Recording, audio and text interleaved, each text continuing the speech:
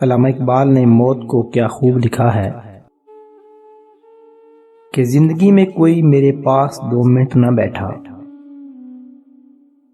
कि जिंदगी में कोई मेरे पास 2 मिनट न बैठा, लेकिन आज सब मेरे पास बैठे जा रहे हैं। कोई तोहफा ना मिला आज तक मुझे,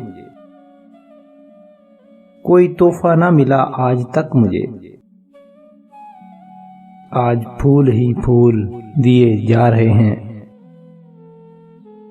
तरस गया आज तक मैं किसी के दिए एक कपड़े को, तरस गया आज तक मैं किसी के दिए एक कपड़े को, आज तो नए नए कपड़े ओढ़े जा रहे हैं। 2 कदम साथ ना चलने वाले, 2 कदम साथ ना चलने वाले,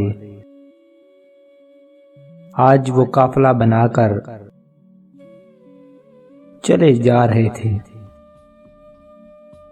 आज पता चला मौत कितनी हसीन होती है,